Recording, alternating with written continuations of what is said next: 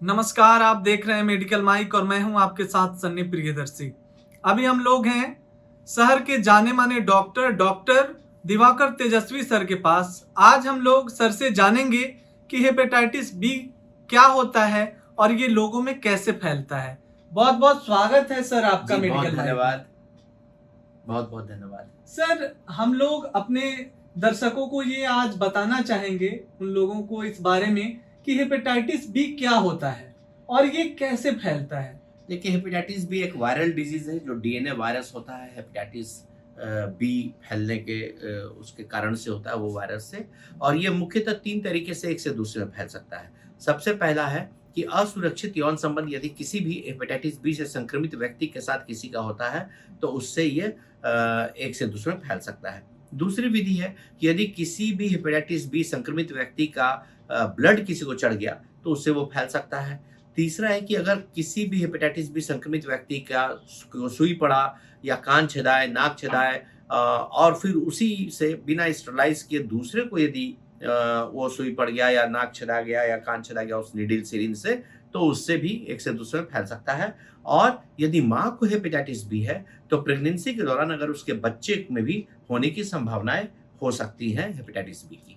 Sir, ये जो hepatitis B है, ये जब हो जाता है तो कौन कौन सी समस्याएं पेशेंट को जो है वो उससे सामना करना पड़ता है। देखिए, हेपेटाइटिस बी एक खतरनाक वायरल डिजीज है जो लिवर को डैमेज करने की क्षमता रखता है।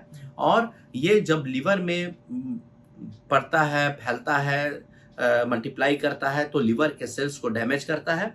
और यदि वो अनियंत्रित उसके उसमें मल्टीप्लिकेशन हो रहा है हेपेटाइटिस बी वायरस का लिवर के अंदर और वो दवाई का सेवन नहीं कर पा रहे हैं किसी कारण से, या फिर उसी तरह से नेग्लेक्टेड है, पता भी नहीं चल पा रहा है कि हेपेटाइटिस बी है, तो वो मल्टीप्लाई कर करके लिवर को डैमेज कर देगा। लिवर का सिरोसिस भी कर सकता है, लिवर को खराब कर सकता है और लिवर का कैंसर भी कर सकता है। तो मरीजों को क्या होता है कि भूख नहीं लगती है, उल्टी होने लगती है, आँखों में पीलापन आने लगता है, पेशाब में पीलापन आने लगता है, जिसे पीलिया कहते हैं। और फिर वो अल्टीमेटली लिवर सिकुड़ जाती है, लिवर सिरोज्ड हो जाती है, कभी-कभी लिवर में कैंसर हो जाता है और ये आगे बढ़ कर के जानलेवा भी हो जाता है। सर, मेरा अगला सवाल आपसे ये है कि सर, इस समस्या से किस प्रकार से बचा जा सकता है और इसके निदान क्या हो सकते हैं, निदान के उपाय क्या हैं। जी, सबसे प्रमुख चीज़ है जो इससे बचाव का है वो टीकाकरण। हेपेटाइटिस बी के अगेंस्ट में बहुत ही पोटेंट और अच्छी टीका उपलब्ध है और सबों को ये टीका ले लेना चाहिए। 3 खुराक का ये टीका पड़ता है, यदि आज पड़ा फिर आज से 1 महीने बाद, आज से 6 महीने बाद। और बच्चों का टीका तो फ्री में सरकार के द्वारा मिल भी रहा है हेपेटाइटिस बी का। वयस्कों में भी जिन्हें टीका नहीं पड़ा हुआ है उन्हें ज़रूर टीका लेना चाहिए, विशेषकर जो हेल्थ केयर प्रोफेशनल हैं, जो मेडिकल इंस्टीट्यूट में हैं, जो नर्सेज़ हैं, जो पेशेंट्स को जिनके देख रहे हैं, उन्हें तो अवश्य हेपेटाइटिस बी का टीका लेकर के अपने को सुरक्षित रहना चाहिए।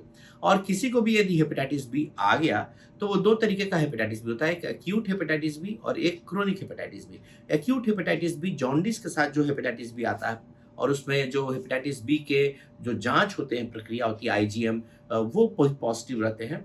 तो वो जनरली दवाइयों के बाद और खुद ब खुद भी वो 6 महीने से साल भर में नेगेटिव हो जाता है। लेकिन जो क्रोनिक हेपेटाइटिस बी है, जो इंटीग्रेटेड है ब्लड में और कोई लक्षण नहीं प्रोड्यूस कर रहा है और चुपचाप पड़ा हुआ है, तो वो सामान्यतः जल्दी नेगेटिव नहीं होता है। लेकिन दवाइयों से उसके मल्टीप्लिकेशन को नियंत्रित किया जा सकता है, कंट्रोल किया जा सकता है।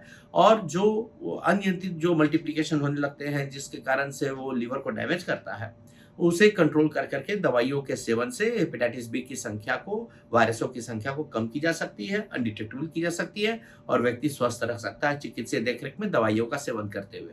सर, इसमें कौन कौन से टीके जो हैं वो अवेलेबल रहते हैं। अगर अगर टीका अगर कोई ऐसा हो जिसको बताया जा सकने वाला हो तो बता देंगे तो दर्शक को ज्यादा जी, बेनिफिट देखिए, हेपेटाइटिस बी के बहुत सारे टीके उपलब्ध हो चुके हैं और उसमें एंजेलिक्स का भी टीका आता है, बायोलॉजिकल्स का टीका आता है। तो हेपेटाइटिस बी के टीका अच्छी जगह रखा जाए, इसका ध्यान रखना बहुत ज़रूरी होता है, क्योंकि यदि वो एप्रोप्रिएटली नहीं रखा गया है, वो टेम्परेचर नहीं मेंटेन किया गया है, तो उसकी पोटेंसी कम हो जाती है। और ऐसा देखा गया कि बहुत बार बहुत सारे लोगों को गाँवों में हेपेटाइटिस बी का टीका पड़ चुका है 3 खुराक का। बहुत बार बहुत सारे एनजीओज़ के द्वारा और बहुत सारे ऐसे स्वास्थ्य कार्यक्रम के अंतर्गत पड़ा है, लेकिन बहुत में हेपेटाइटिस बी प्रोटेक्शन नहीं दे पा रहा है, क्योंकि रख रखाव में हो सकता है कि उतनी प्रॉपरली नहीं रख रखाव हुई हो।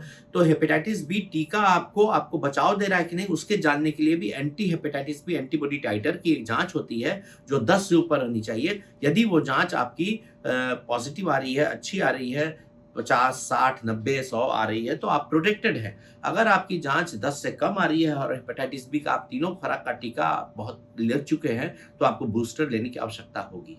सर, मेरा अगला और आखिरी सवाल है कि बहुत सारे लोग हेपेटाइटिस बी के पेशेंट हैं और वो पैनिक भी रहते हैं, परेशान भी रहते हैं, तो उन्हें आप क्या मैसेज देना चाहेंगे, क्या कहना चाहेंगे? देखिए, हेपेटाइटिस बी आपने सही कहा कि करीब 4, 5, 6% जनसंख्या में है। बहुत लोगों को मालूम है, बहुत लोगों को नहीं मालूम है कि उन्हें हेपेटाइटिस बी भी है। तो ये जब एक से दूसरे में फैलता है, संबंध के द्वारा, असुरक्षित यौन संबंध के द्वारा, अगर हेपेटाइटिस बी से संक्रमित व्यक्ति हैं तो संबंध के द्वारा पति से पत्नी में, पत्नी से पति में भी हो सकता है। तो ऐसी स्थिति में सभी लोगों को अपने हेपेटाइटिस बी की जांच करा लेनी चाहिए, जिन्हें शक है। जो निगेटिव है उन्हें जरूर से टीका ले लेना चाहिए और ऐसे घबराने की आवश्यकता नहीं है, क्योंकि उसकी दवाइयां भी उपलब्ध है, टीका भी उपलब्ध है। अगर किसी को नहीं है तो टीका लेकर बचाव रख सकते हैं और किसी को है तो दवाइयों के साथ अपना बचाव कर सकते हैं। बहुत बहुत धन्यवाद सर, मेडिकल माइक में जुड़ने के लिए आपका। ये थे अभी हमसे बात कर रहे थे हेपेटाइटिस बी पे शहर के जाने माने डॉक्टर दिवाकर तेजस्वी सर, जो बता रहे थे कि असुरक्षित यौन संबंध करने से हेपेटाइटिस बी होता है, इसमें कौन कौन से टीके लगाए जाते हैं और इससे किस प्रकार बचा जा सकता है। तो ऐसे ही तमाम वीडियोज को देखने के लिए आप देखते रहिए मेडिकल माइक और दीजिए हमें इजाजत। नमस्कार।